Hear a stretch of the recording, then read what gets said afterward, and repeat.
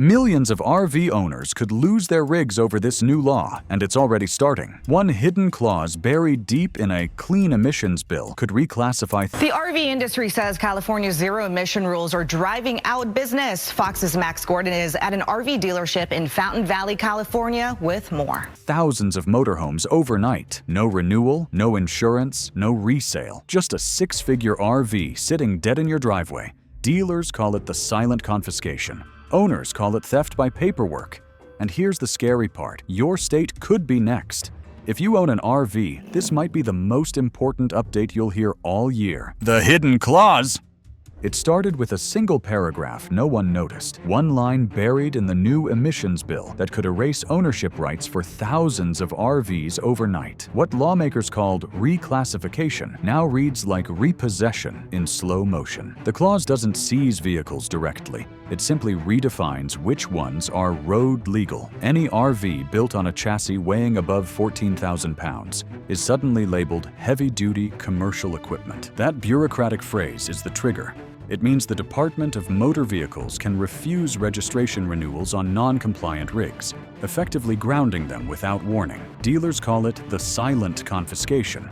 Owners call it theft by paperwork. One California inspector admitted off-camera that his office already flagged over 22,000 VIN numbers for pending review. None of those owners have been notified yet. They will find out when their plates expire, when the computer rejects their renewal. The terrifying part? Once an RV loses its registration, it cannot legally be sold or insured.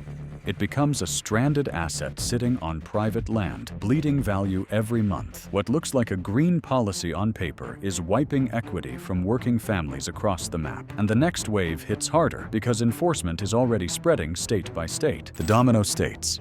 The first shutdowns began in California, but the shock spread fast. Within months, Oregon, Washington, New York, New Jersey, and Massachusetts signed identical compliance agreements, triggering automatic cross-state recognition. That means if your RV loses certification in one state, the flag follows it everywhere. Data obtained from a national dealer network shows more than 1,200,000 motorhomes now trapped inside overlapping compliance zones. Some are brand new, unsellable inventory still under warranty, yet legally unregisterable. Dealers report lenders freezing titles mid-transaction until emission status is verified, leaving buyers without keys or refunds. A single Midwest dealership counted 76 units marked "Do Not Move" after their chassis were flagged.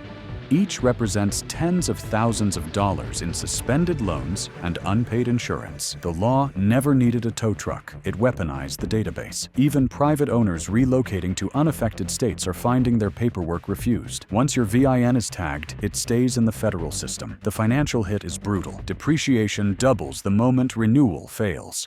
RVs worth $100,000 in April now list for $48,000 by July. The collapse has already begun, quiet, digital, and irreversible. And the countdown hidden in the law's fine print is running faster than anyone expected. If your state has already started enforcing this, hit like and drop your state in the comments. Tracking your responses helps expose where this law is hitting first. The 3-year fuse. Behind every rule sits math. And this one hides a countdown. The compliance structure runs on credits and deficits. Manufacturers earn credits for every zero-emission chassis they produce and accumulate deficits for each conventional engine they keep selling. Once deficits exceed credits for 3 consecutive years, certification privileges are suspended. It sounds like corporate paperwork until you trace what happens next. When a manufacturer cannot certify a chassis, that model year stops shipping. Dealers then hold unsellable inventory, and registration authorities start flagging those VIN ranges for review. A leaked compliance bulletin circulated last quarter showed exactly how fast that window closes. A 2023 diesel platform could fall out of compliance by 2026. Even if still perfectly functional. The rule was written for trucks, but because motorhomes share those same frames, the penalty lands on private owners. Factories call it an adjustment period. Dealers call it a nightmare. For consumers, it is a fuse, a 3-year and 0-month burn that decides which rigs keep legal titles. And when that timer hits 0, the fallout does not stop at production lines. But the same math that regulates factories will soon hit owners directly. The political denial. When asked publicly, regulators insist the law never intended to punish recreational owners. In statements released earlier this year, agency spokespeople described the advanced clean trucks mandate as commercial only. Yet internal correspondence tells another story. A memo leaked from a national dealer association shows warnings about reclassification scenarios and inventory exposure risk tied to the exact chassis mentioned in the regulation. One dealer in Indiana confirmed receiving private guidance urging preparation for possible resale restrictions by late 2025. The contradiction is staggering. Public calm, private panic. Officials say the law targets freight. Manufacturers quietly design replacement platforms. That dual language erodes trust faster than any market downturn. It also signals coordination between state and federal agencies behind closed doors. The Environmental Protection Agency's own staff notes reference data harmonization efforts, bureaucratic code for merging databases between states. Once that happens, enforcement becomes automatic. Owners would not need to be notified. The system itself would flag their VIN as non-compliant during renewal. Every denial that nothing is changing reads weaker when dealerships begin receiving internal risk tables. The silence feels less like confidence and more like containment, because once federal agencies align with the states, the rules stop being theoretical. Federal reinforcement. The Environmental Protection Agency's new Phase 3 standards close the gap between federal and state rules. What began as a California experiment has now been written directly into the Federal Register, where language cross-references the Advanced Clean Trucks framework line by line. The change means states no longer need to adopt separate legislation. Federal agencies can enforce emission compliance nationally under one umbrella. This synchronization transforms regional policy into a coast-to-coast requirement. Buried in Section 12, the Register explicitly cites harmonization with California's emission targets for heavy-duty vehicles, erasing the previous buffer that protected out-of-state owners.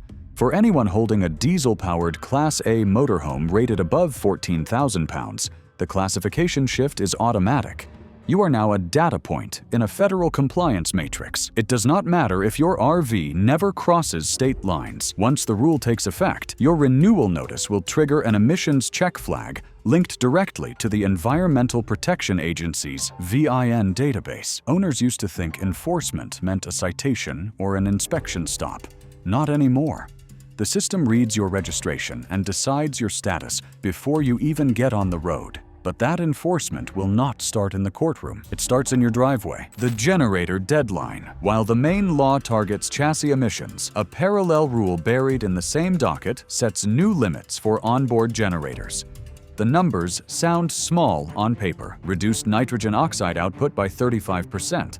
But the impact is enormous. Dealers have begun receiving service bulletins warning that any gasoline or diesel generator built before 2024 may fail upcoming certification tests. In plain terms, it becomes illegal to sell or transfer those rigs in affected states. Even private owners trying to trade or consign units could see their paperwork rejected. A leaked internal notice from a major manufacturer listed specific serial ranges flagged for recall preparation. These include models still advertised as new inventory, now suddenly unsellable without retrofit kits that do not yet exist. Owners are understandably angry. They were told their generators were compliant when purchased. Now the same companies label them obsolete. The government's timeline is not forgiving either. Enforcement begins 30 days after final publication, giving almost no time for replacements.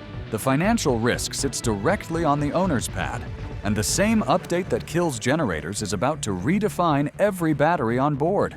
The battery barrier. If the generator rule felt intrusive, the next wave cuts deeper. Fire safety standards under NFPA 1 and NFPA 85 have quietly been rewritten to classify lithium-ion installations as stationary energy systems. The change forces recertification for any unit lacking built-in thermal isolation or automatic venting.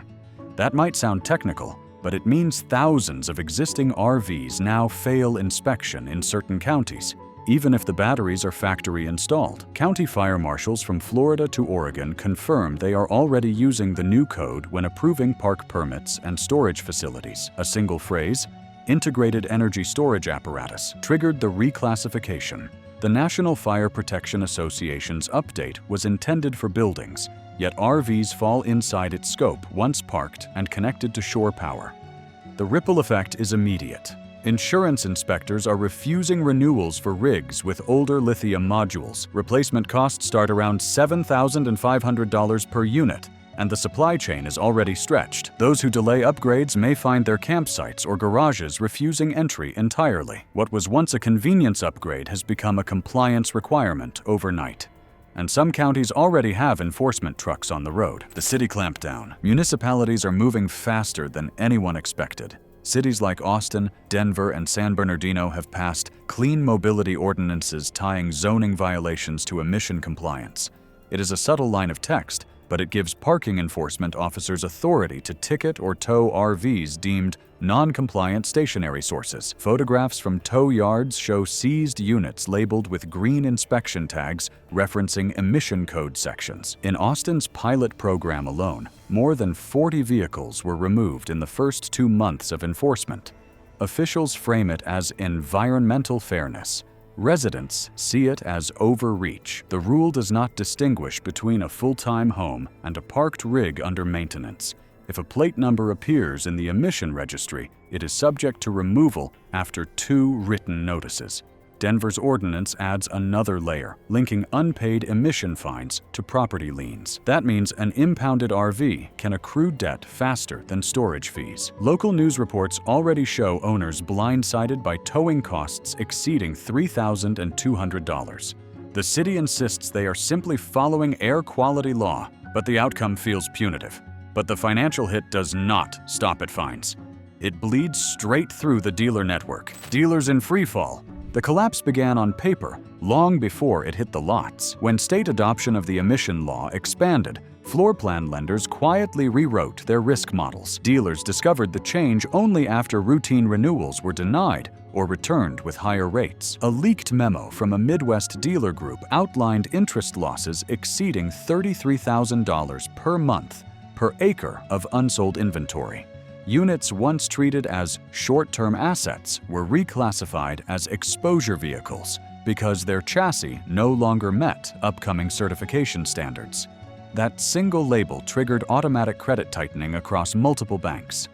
Some dealerships saw their credit lines reduced by 40% in under 8 weeks. Without liquidity, they cannot accept trade-ins or finance repairs. The memo described it bluntly. Every aged diesel rig becomes a liability the moment the next state signs on. Lots that once looked full of opportunity now resemble parking for debt. Lights stay on, insurance bills keep coming, and customers keep waiting for markdowns that never arrive. The downward pressure is no longer seasonal, it is structural. Factory incentives cannot offset interest that compounds daily, and the insurance side is already reacting faster than the government. Insurance fallout. Insurance companies read the risk signals faster than lenders. Early in 2025, major underwriters began adding emission compliance clauses to their policies. The language is simple but devastating. Coverage is void if the insured vehicle fails to meet current environmental certification. A screenshot from one national insurer's bulletin shows the clause added to new policies effective March of 2025. That means older rigs, even if maintained perfectly, can lose coverage overnight. Owners are receiving non-renewal letters without clear explanation, just coded references to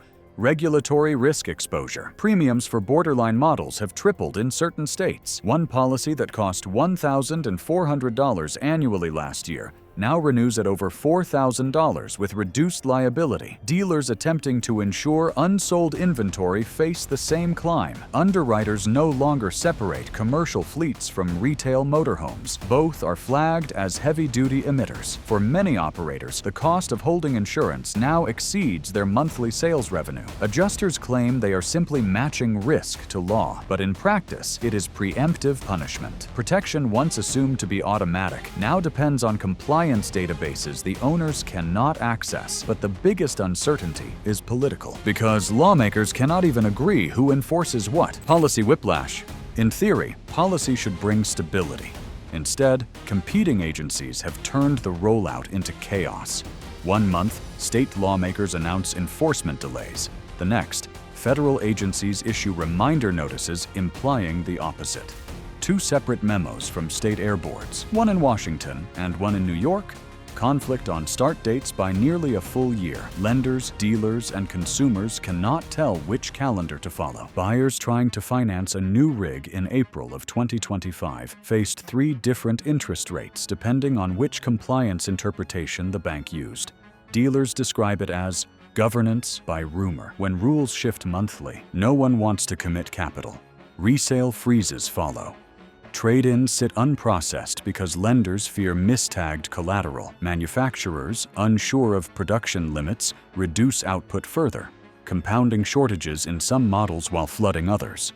It becomes impossible to price accurately. Every layer of the supply chain waits for the next update that might reverse the previous one. The public hears promises of regulatory clarity, while industry insiders circulate internal timelines that contradict each other. Confidence, once the bedrock of financing, erodes line by line. And while lawmakers argue, the used market quietly fractures in half. If you want to stay ahead of every update before the next enforcement wave begins, subscribe now. Each report we release gives you the proof before headlines catch up. The used market split. What began as confusion has now become arithmetic. Data from J.D. Power and R-Vee Trader confirm the widening divide between compliant and non-compliant rigs. Certified low-emission models retain value, selling within 90 days at only minor discounts. Non-certified units languish for twice as long, dropping 40 to 60% faster. Dealers call it the quiet crash. Buyers with cash avoid uncertainty, demanding proof of compliance before signing. Listings that omit certification numbers draw no offers at all. This is the first market correction driven entirely by regulation rather than demand. Owners who purchased diesel models in 2022 now discover their resale worth cut in half despite perfect condition. A $200,000 coach can list for $110,000 and still find no takers. Auction yards overflow with units banks refuse to carry. The new normal rewards paperwork, not maintenance. Meanwhile, compliant inventory sells at a premium because supply is limited. It feels upside down. The clean rigs hold steady while traditional models collapse. Dealers call it temporary. Economists call it inevitable. Either way, the message is unmistakable. Adaptation costs less than resistance. And that drop is forcing owners to make their first real survival choice. Owner Survival Kit. For the first time since the rule appeared, owners finally have a way to protect their titles. The steps are tedious, but clear.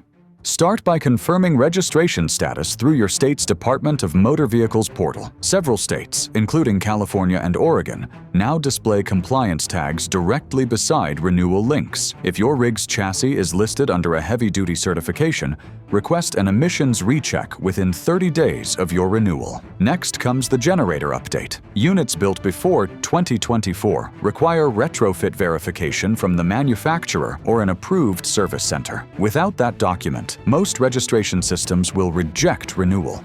The same applies to emission recertification. If your vehicle fails an opacity test or onboard diagnostic scan, schedule a retest rather than waiting for enforcement letters. Records show early compliance filings take only 14 days on average, while late filings can trigger automatic fines. The key is paper, not protest. Keep printed proof of every update, including parts receipts and inspection results. Digital uploads sometimes vanish when databases synchronize across agencies. Every line of proof you hold is leverage against sudden policy shifts. But for those trying to dodge the system, the escape routes are already closing. Temporary escapes. Some owners have tried to sidestep the rules entirely. The most common method is out-of-state registration, often using limited liability companies in Montana or South Dakota. On paper, the process looks legal. Create an entity, title the vehicle under it, and avoid emissions checks tied to residency. In practice, enforcement teams already know the tactic. Several counties have begun cross-referencing out-of-state plates with property tax and insurance data. When the numbers fail to match, citations follow. Temporary waivers once granted for relocation or medical exemption are being rewritten with shorter lifespans, now 30 to 90 days instead of a full year. Credit swaps between manufacturers and dealers.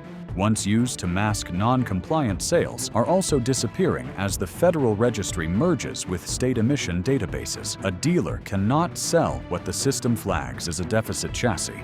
No matter how creative the paperwork looks, the loopholes bought time for a few, but the walls are closing in. Even private sellers are now required to submit emission status forms during title transfers. What worked in 2023 may trigger an audit by 2026, because once you cross state lines, you enter a patchwork that is impossible to predict. The patchwork road. Travel used to mean freedom. Now it feels like a minefield of overlapping jurisdictions. A California-registered R-Vee driving through Colorado was recently fined under local clean air enforcement for operating a non-certified generator, even though the same unit passed inspection at home. The owner's appeal failed because Colorado law references federal compliance rather than origin state exemptions. Similar incidents have surfaced in New Mexico and Nevada, where county inspectors monitor out-of-state rigs during long-term parking.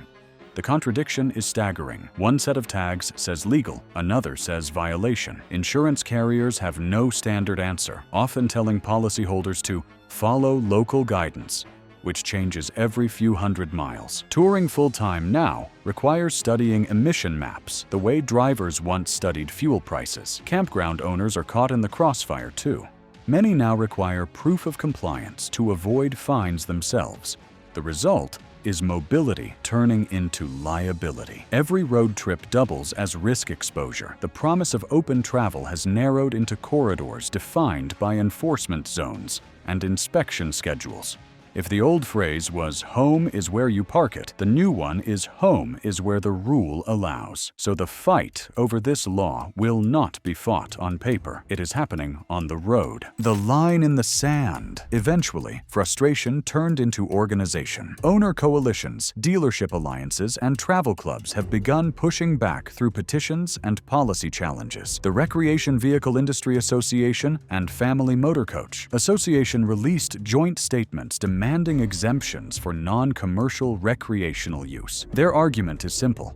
If the vehicles are taxed as homes, they should not be regulated as trucks. Several states are considering narrow carve-outs that would treat privately titled motorhomes as personal dwellings on wheels, shielding them from heavy-duty classification. The first hearings are already scheduled in Sacramento and Albany for early 2026. Meanwhile, independent owners have started gathering documentation to prove long-term compliance.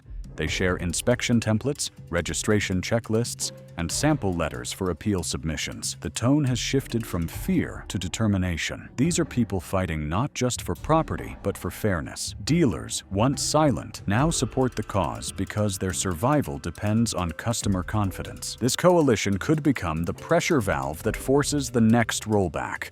Nothing is guaranteed, but momentum is real. Wait 30 days. Enforcement calendars reset soon. If there is a rollback coming, you will see it here first. So, what do you think? Is this law protecting the environment or just punishing hardworking RV owners? Drop your thoughts and your state in the comments so we can see where it's hitting first. If you found this breakdown helpful, make sure to hit that like button and subscribe, because we're tracking every update, every rollback, and every loophole they don't want you to know about.